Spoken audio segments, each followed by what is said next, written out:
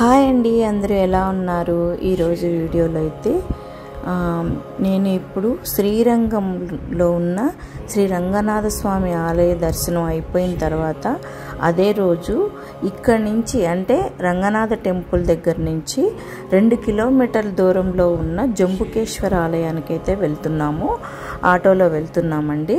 Auto వాళ్ళు 150 రూపాయలు తీసుకున్నారు. ఇక్కడి నుంచి జంబుకేశ్వర అంటే శ్రీరంగనాథ టెంపుల్ నుంచి జంబుకేశ్వర ఆలయం దగ్గరికి వెళ్తున్నాము. శ్రీరంగం వచ్చిన వాళ్ళు ఇక్కడ చాలా ఆలయాలు అయితే చుట్టుపక్కల ఉన్న ఆలయాలను అయితే విజిట్ చేస్తారు. దూరంగా కనిపిస్తున్న గోపురం కనిపిస్తుంది కదా, అదే జంబుకేశ్వర ఆలయం అండి. ఇప్పుడైతే నేను జంబుకేశ్వర ఆలయం గురించి క్లుప్తంగా తెలిసినంత వరకు నేను ఎక్స్ప్లెయిన్ చేస్తాను. ఇప్పుడు నేనైతే వాయిస్ ఓవర్ ఇస్తున్నాను, ఎందుకంటే అక్కడ రికార్డ్ చేయలేను కాబట్టి.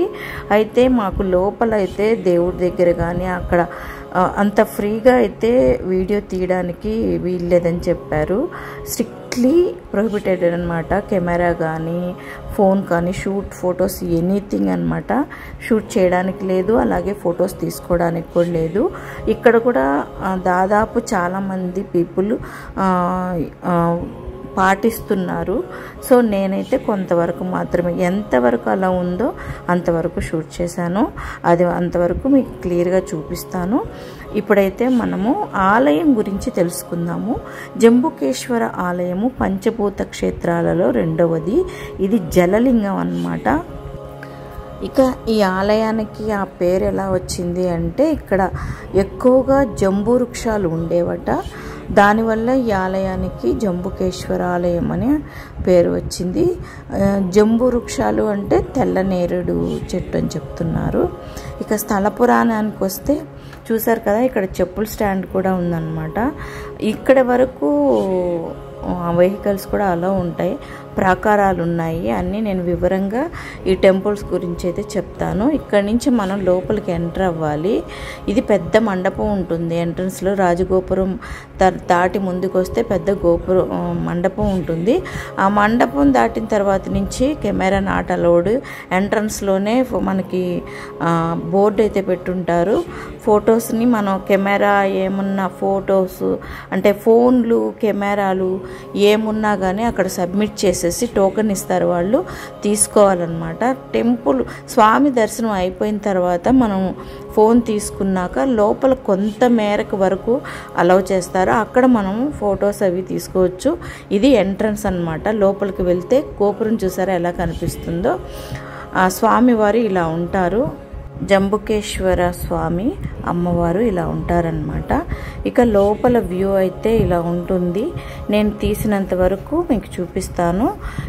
ఇప్పుడైతే నేను ఆలయం యొక్క స్థల పురాణాన్ని ఎక్స్ప్లెయిన్ చేస్తాను.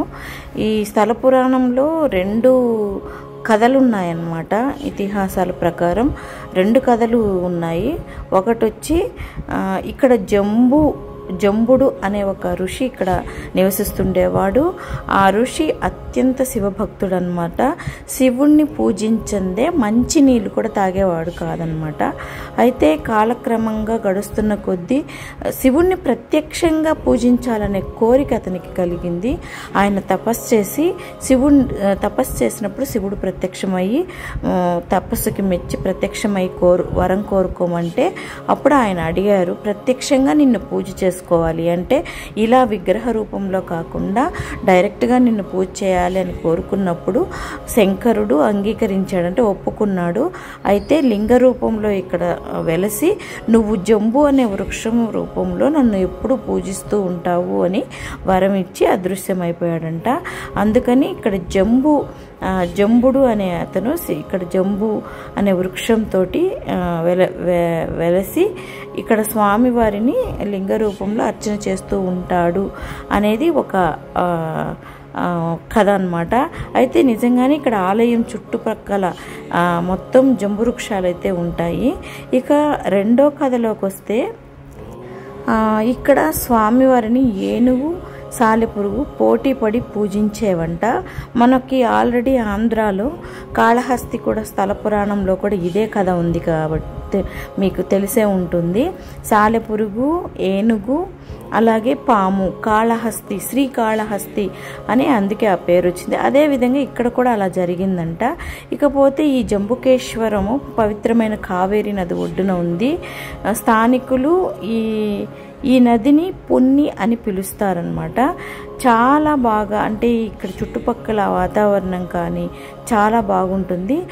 ఇక్కడికి వచ్చిన దేవుణ్ణి చూసేవాళ్ళు ప్రతి ఒక్కరూ కూడా చుట్టుపక్కల నుంచి దేవుణ్ణి చూడడానికి వచ్చిన వాళ్ళు కావేరీ నదిలో స్నానం చేసి జంబుకేశ్వరుని శివుణ్ణి దర్శించుకొని వెళ్తూ ఉంటారు. ఇక ఆలయానికి వస్తే, ఆలయం విషయానికి వస్తే చూశారు కదా శిల్పాలు ఎంత అందంగా ఉన్నాయో. శిల్పకళ చాలా అద్భుతంగా ఉంది. ఆలయం లోపలికి వచ్చిస్తే ప్రతి స్తంభము అంత అద్భుతంగా చెక్కి ఉన్నారు. చిన్నగా అంత అమరిక అయితే అంత అందంగా ఉంది. ఇక్కడ దేవాలయం విశాలంగా ప్రాకారాలతో ఎత్తైన గోపురాలతో ఉంటుంది. దేవాలయం మొత్తం 5 ఎకరాల విస్తీర్ణం అంటండి. 5 ప్రాకారాలు కలిగి ఉంది. ఆలయం మొత్తం కూడా 7 గోపురాలు ఉన్నాయంట. అంటే మేము మొత్తం చుట్టి తిరిగే అంత తెలీదు. అంటే డ్రోన్ వేసిన వాళ్ళకి, డ్రోన్ వ్యూ ఉన్న వాళ్ళైతే బాగా చూపించగలిగే వాళ్ళేమో.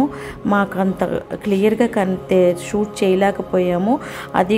అది కాకుండా ఫోన్ కానివ్వండి, షూటింగ్ ప్రొహిబిటెడ్ కాబట్టి అంత ఫ్రీగా లేదు. ఒకప్పుడైతే ఫ్రీగా షూట్ చేయగలిగేవాళ్ళు. ఇకపోతే జంబుకేశ్వర స్వామి వారు పశ్చిమ ముఖం, అంటే వెస్ట్ సైడ్ ముఖం కలిగి ఉంటుంది. అట్లాగే అమ్మవారు కూడా గర్భగుడికి, స్వామివారి గర్భగుడికి పక్కనే అఖిలాండేశ్వరి అమ్మవారు అన్నమాట. ఆలయం కూడా అక్కడే ఉంటుంది. ఇక అఖిలాండేశ్వరి ఆలయమే కాకుండా ఇంకా చిన్న ఆలయాలు, మండపాలు ఇంకా చాలా ఉన్నాయి. ఇక్కడ ధ్వజస్తంభం మెయిన్ అనమాట. చుట్టూ గోల్డ్ తోటి అలా ఉంటుంది. వచ్చిన వాళ్ళందరూ ధ్వజస్తంభాన్ని దర్శించుకొని వెళ్తూ ఉంటారు.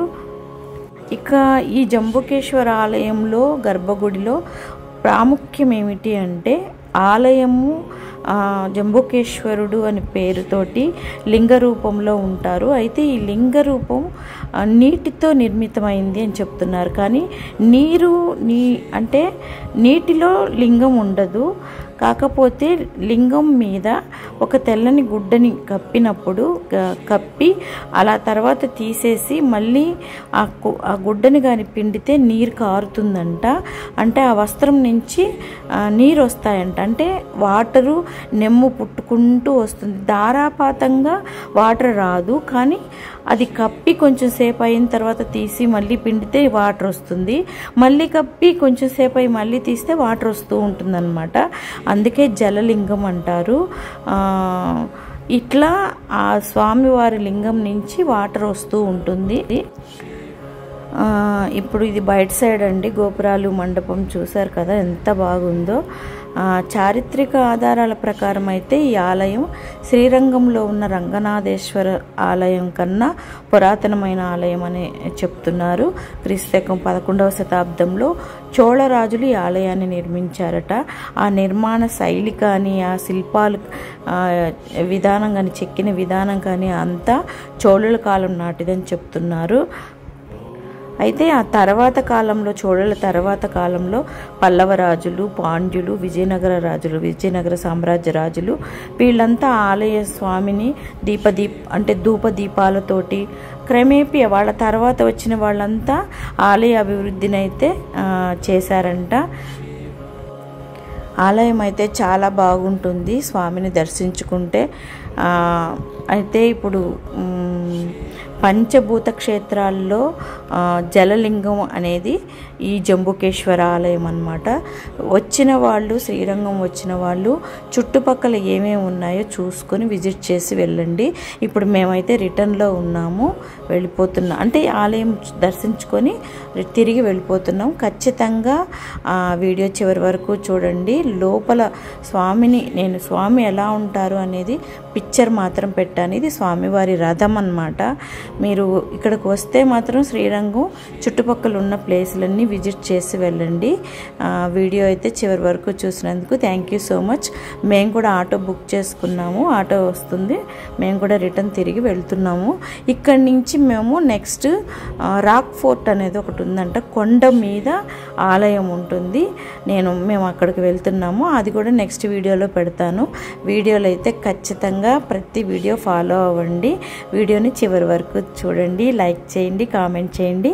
Thank you.